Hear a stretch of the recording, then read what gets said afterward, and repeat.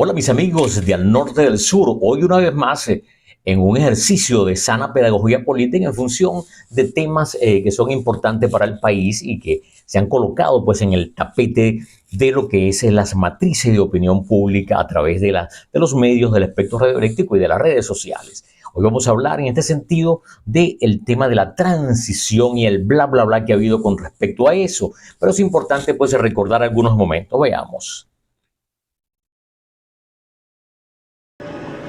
Juro delante de mi pueblo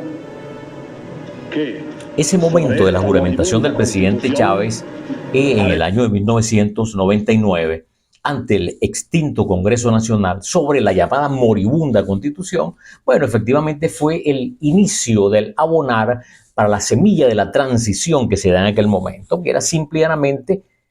pasar de los 40 años de gobierno de la llamada Cuarta República, del puntofijismo, de la democracia representativa, a una democracia participativa, protagónica en el marco de la llamada Quinta República o Revolución Bolivariana. Bueno, eso fue un proceso, pues efectivamente, que comienza allí con ese proceso de juramentación y luego aparece en el proceso constituyente que en 1999 dota al país del andamiaje jurídico que permite y facilitaría ya lo que es la transición propiamente en el sentido de lo que el marco legal, el marco constitucional de esa constitución del 99 comenzaba pues a echar caminos a un nuevo modelo político en este sentido. Veamos ese momento. Nació de un proceso constituyente legítimo, plenamente legítimo. Ahora bien, y como todo proceso de transición política, al fin y al cabo, es un hilo muy fino que transitar, donde efectivamente existe un modelo político, un status quo predominante en una etapa, y se necesita transitar de ese status quo predominante desde la perspectiva política a otro extremo que permita pues elevar una nueva propuesta, ser consideradas por los ciudadanos de un país y efectivamente comenzar ese proceso de materialización de una nueva visión de la política. Bueno, ese hilo es muy delicado, es un hilo que efectivamente amerita un conjunto de cosas y, por ejemplo, en Chile se vivió como experiencia cercana a nuestro país, se vivió la experiencia de 1988 con el llamado plebiscito que permitió medir las fuerzas de Augusto Pinochet con las fuerzas de quienes anhelaban pues salir de la dictadura y efectivamente se da, hoy 37 años después, se da el proceso que facilitó pues una elección un año después de ese plebiscito con el triunfo de Patricio Aylwin. Veamos. Por la opción no. Algunos instantes, el comandante en jefe de la FARC, general Fernando Matei, reconoció el triunfo del norte. me parece que realmente... Y bueno, de la misma manera, pues, en esos temas referentes a los discursos y a las realidades del tema de transiciones, también se vivió, pues, en Centroamérica, el capítulo, pues, que permitió una elección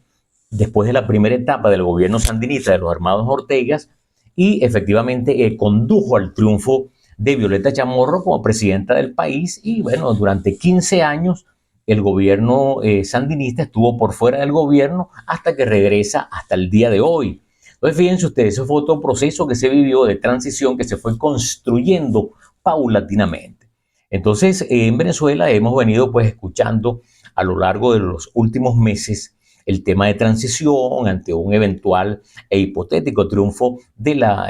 puesta pues o propuesta de la Mesa de la Unidad Democrática, con el caso de el doctor González Urrutia como candidato y que efectivamente de acuerdo pues a lo que dicen los expertos en temas estadísticos, en muestreos electorales, pareciera que a todas luces se ve pues, se vislumbra la posibilidad de un triunfo y por ende hay quienes hablan entonces de un proceso de transición en el país. Estas cosas, como decía, no son tan fáciles, estas cosas son deben ser bien pensadas, ya que una transición implica, mis hermanos, profundos compromisos entre ambas partes, profundas conversas, profundos diálogos, unos a puertas cerradas y otros con puertas abiertas, pero efectivamente es el compromiso que se adquiere entre ambas partes, quien al fin y al cabo pudiese estar desahogando el poder y quien efectivamente pudiese estar aspirando, pues, llegar en este sentido a materializar la toma de una nueva manera de gobernar. Entonces, por eso yo decía que no es muy fácil, se especulan cosas, pero sin saber nosotros tras bastidores que pudiese estarse presentando entre las partes involucradas. Recuerden que esto también aplica acuerdos que, como ya mencionaba, entre las partes, pero fundamentalmente acuerdos que pasan por el respeto mutuo, el respeto recíproco de las partes involucradas, porque efectivamente eso, más allá de la palabra, a través de documentos, eso debe ser refrendado. ¿A qué acuerdo llegan las partes en función, pues, de ese transitar? Y bueno, de la misma manera, no podemos negar que hay que reconocer los costos que implica, pues, para las partes un proceso de transición, porque no es un costo unilateral, no es un costo exclusivamente para un gobierno, que sabemos, pues, lo que implica, sobre todo cuando un gobierno se le señala, pues, desde fronteras extranjeras, se le etiqueta, se le estigmatiza, pero aparte de eso, pues, a veces los liderazgos políticos en el contexto real del mismo país, en este caso de Venezuela, son unos liderazgos que a veces con unos lenguajes altisonantes, unos lenguajes que quieren colocar una espada de Damocles encima, en este caso, de quien ellos aspiran, pues efectivamente, sacar del ejercicio del poder o del gobierno. Y bueno, es obvio que la otra contraparte no va a presentarse como un corderito, aceptar planteamientos en esos términos que efectivamente, pues, atentan contra los compromisos, atentan contra los acuerdos y atentan efectivamente contra la sana paz de un país. Y eso por un lado, pero por otro lado, de la misma manera tiene un costo, porque las partes aspirantes a gobernar deben medir de una manera, pues, bien milimétrica el tema de los compromisos para que se puedan cristalizar acuerdos y no dejarse llevar por las voces agoreras, las voces de quienes destilan a veces mucho veneno, las voces que efectivamente tienen un enfoque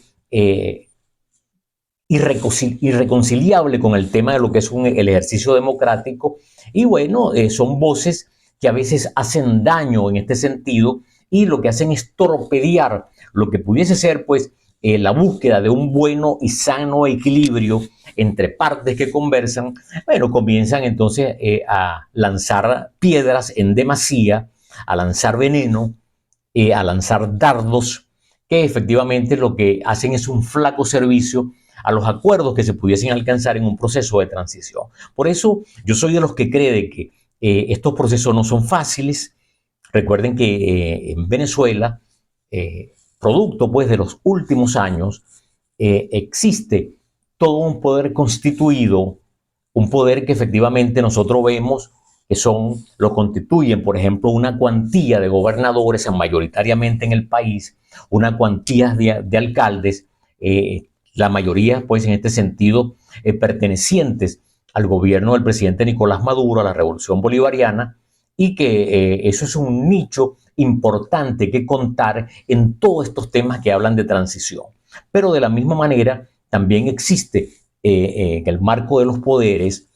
un poder legislativo que está garantizado desde una Asamblea Nacional y que efectivamente también de manera mayoritaria pertenece al gobierno, en este caso nacional, al gobierno de turno. Y asimismo un conjunto de aspectos que tienen que ver, pues, con figuras como en este caso el Poder Judicial y otra cuantía de poderes en este sentido, en el marco, pues, del poder público, que pertenecen y son afines a quien está gobernando el país. Entonces nosotros escuchamos voces habladera, yo lo denomino bla bla bla con respecto a la transición, como que estas cosas es que tú pelas una mandarina o te comes un pan dulce con un refresco y lo disfrutas. No, no, las transiciones son cosas profundamente delicadas. Fíjense ustedes que cuando se da el tema del triunfo de Patricio Aylwin en Chile con respecto a Pinochet,